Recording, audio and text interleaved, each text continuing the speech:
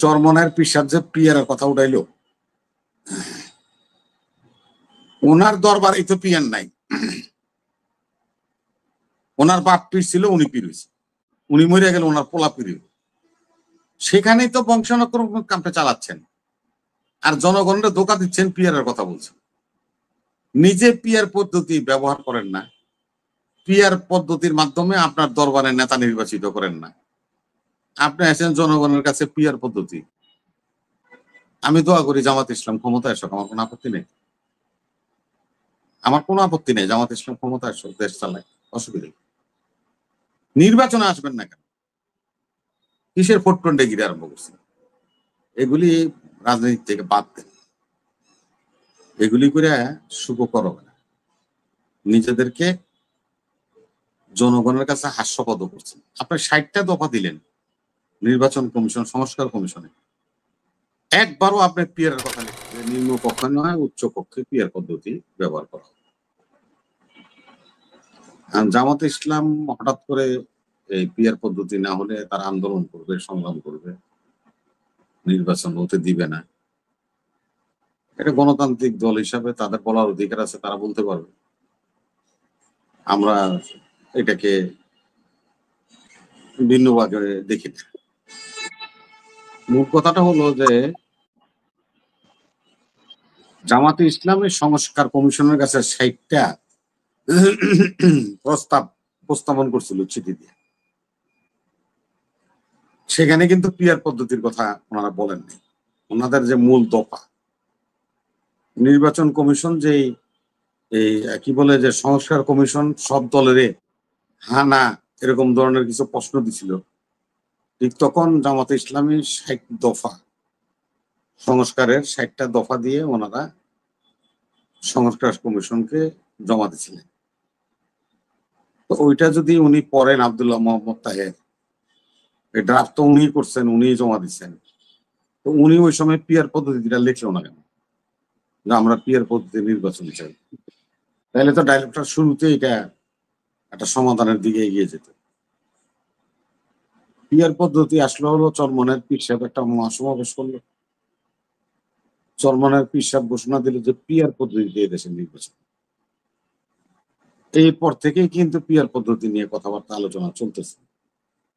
শেষ পর্যন্ত সংস্কার কমিশন বলল যে না, এই মুহূর্তে পিয়ার পদ্ধতি নিম্ন কক্ষে করা যাবে না, উচ্চ কক্ষে করতে হলে করা যাবে পিয়ার পদ্ধতি। নির্বাচিত হওয়ার পরে এই সংলাপকে বৈধতা দিলে সংবিধানে, তখন এটা সম্ভব। আপনারা দেখছেন চিফ ইলেকশন কমিশনার বলছেন যে এই মুহূর্তে পিয়ার পদ্ধতিতে নির্বাচন করা সম্ভব নয়। আর্টিকেল 106-এ এই সরকার সর্বোচ্চ আদালত থেকে পারমিশন নিয়ে সরকার গঠন করছে, সেহেতু এখন নতুন করে পিয়ার পদ্ধতি অ্যাভেল করা যাবে না।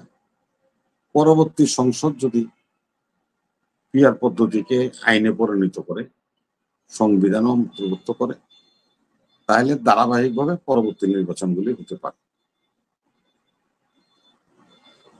এখন প্রশ্নটা হলো ওনারা জেহাদ করবেন, করেন, অসুবিধা কি, আমরা তো বলি না। তবে আব্দুল্লাহ মোহাম্মদ তাহের সাহেব খেয়াল রাখবেন, আপনার শালার নাম হইলো হাবিবুল মিল্লাত, হাসিনা আর রেহানা হইলো আপনার মাওই লাগে। আপনার মুখ দিয়ে পিয়ার পদ্ধতি আসছে জাতীয় পার্টি, ওয়ার্কার্স পার্টি, জাসদ, যারা নাকি 17 বছর হাসিনার সাথে নির্বাচন করেছে, সহযোগিতা করেছে, তাদের কোনো দলকে তো ব্যান করা হয়নি। ব্যান হয়েছে তো আওয়ামী লীগ। নামে বেনামে এই পিয়ার পদ্ধতির সুযোগ নিয়ে তারা যে নির্বাচনের মাঠে থাকবে না, সে গ্যারান্টি আপনাকে কে দিবে? আপনি কতটুকু মনে করেন যে আপনি মনে করেন 20% ভোটই পাবেন না 30% পাবেন, আপনার সরকার হবে। 30% পাইলে তো 90টা সিট পাবেন, সরকার হইতে পারবেন 30 পাইলেও। কিন্তু আপনি যে ভাঙ্গা বেড়া দেখাইতেছেন, আওয়ামী লীগ এলা করে পরে ঠেলা সামলাতে পারবেন তো? পারবেন না তো। একবার ভুল করে বিএনপির লোকে গাদ্দারি করে আওয়ামী লীগের লোক হাত মিলাইয়া আপনাদের সিনিয়র লিডার এই দলটা যারা নাকি ফাউন্ডেশনটা করে দিয়েছিল তাদের মতো লোকদেরকে আওয়ামী লীগের লোকে পীড়িত করার কারণে ফাঁসিতে ঝুলতে হচ্ছে। আবার কোন সময় কোনটা হয় বলা যায় না। শহীদ সালাউদ্দিন কাদের চৌধুরী বলছিল যে মানবতাবিধি ট্রাইব্যুনাল আমাদের বিচার হবে। আমি বলবো যে মানবতা বিরোধী ট্রাইব্যুনালটা অব্যাহত থাকে। উনি এটা কামনা করছিলেন ফাঁসিতে যাওয়ার আগে। যেহেতু এই ট্রাইব্যুনাল একজিস্টিং থাকবে, হয়তো বিচারক পাল্টাবে, হয়তোবা সরকারি উকিল পাল্টাবে, কিন্তু ট্রাইব্যুনাল তো থাকবে। আপনাদের অতীত থেকে শিক্ষা নেওয়া উচিত। আপনারা শিক্ষা নিতে চান না। নির্বাচন একটা গতানুগতিক পদ্ধতি। মানুষের সরকারের গঠনের জন্য, রাষ্ট্র পরিচালনার জন্য জনগণের হাতে একটাই ক্ষমতা আছে, সেটা হলো ভোট। ভোটের মাধ্যমে জনগণ আমরা পছন্দের প্রার্থীকে নির্বাচিত করে, জনগণ তাদের পছন্দের দলকে নির্বাচিত করে, সেই দল সরকারে আসে। সেহেতু এই পদ্ধতির বাইরে আপনি যেভাবে যাচ্ছেন পিয়ার নিয়ে কথা বলেন, আরে নিজের দলেই তো পিয়ার নাই আপনার। এই যে চরমনায়ের পিসাব যে পিয়ারের কথা উঠাইলো, ওনার দরবারে তো পিয়ার নাই। ওনার বাপ পীর ছিল, উনি পীর হয়েছে, উনি মরে গেল, ওনার পোলা পীর। সেখানেই তো বংশানুক্রম কামটা চালাচ্ছেন, আর জনগণের ধোকা দিচ্ছেন, পিয়ারের কথা বলছেন। নিজে পিয়ার পদ্ধতি ব্যবহার করেন না, পিয়ার পদ্ধতির মাধ্যমে আপনার দরবারে নেতা নির্বাচিত করেন না। আপনি আসেন জনগণের কাছে পিয়ার পদ্ধতি উপস্থাপন করেন। আপনাদেরকে এই জিনিসগুলি যারাই বলছেন, কেন কিভাবে বলছেন আমি জানি না, তবে তারা অনেক অভিজ্ঞ বিজ্ঞ। নির্বাচনের ট্রেন উঠতে হবে, নির্বাচন হবে। নির্বাচন ছাড়া বিকল্প কোনো পথ নাই।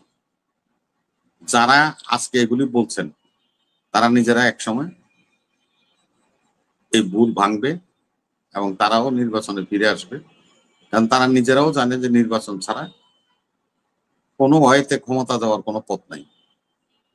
নির্বাচনের মাধ্যমে ক্ষমতা যেতে হবে।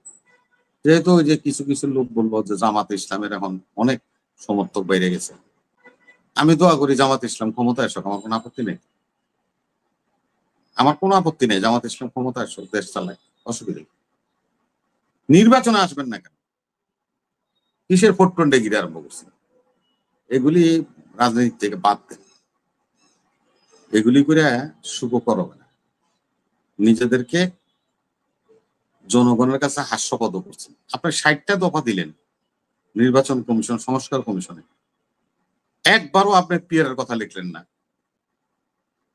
চরমনার পীর শরদ্দি উদ্যানে কোয়ার পর আপনার অবশ্য হইল যে না পিয়ার পদ্ধতি লাগবো। এখন আপনি পিয়ার পদ্ধতি নিয়ে আর শেষ লাস্ট ডায়লগ যেটা করছেন তাই সাহেব, সেখানেও তো আপনি পিয়ার পদ্ধতির কথা বলেন। লাস্ট ডায়লগ তো আপনি পিয়ার পদ্ধতির কথা বলেন। এগুলি হলো রাজনৈতিক স্ট্যান্ডবাজি। এই রাজনীতি স্ট্যান্ডবাজি করা রাজনীতিবিদদের, আপনি আমি বলেন, XYZ বলেন, সবাই এগুলি রেটরিক কথাবার্তা বলে, বইলে একটা দুর্মজাল সৃষ্টি করে। আমরা চাই না সরকার যেভাবে চলছে এভাবে ধারাবাহিকভাবে নির্বাচন হবে। নির্বাচনের হয়তো দিন একদিন আগে হইতে পারে, দুদিন পরে হইতে পারে, বিতর্ক থাকতে পারে। নির্বাচন ছাড়া তো কোনো পথ নেই। আর পিআর পদ্ধতি যদি করতে চান, সংবিধানে পিআর পদ্ধতি আপনাকে অন্তর্ভুক্ত করতে হবে। অনেকে বলেন গণভোট, গণভোট, আবার অনেকে বলেন তত্ত্বাবধায়ক সরকার। এই বিষয়টাও কিন্তু এখানে দর্শকরা বলছে, আমি আপনাদেরকে বলি, পঞ্চদশ সংশোধনের মাধ্যমে এই স্বৈরাচার শেখ হাসিনা এই তত্ত্বাবধায়ক সরকার বাতিল করেছিল, গণভোট বাতিল করেছিল।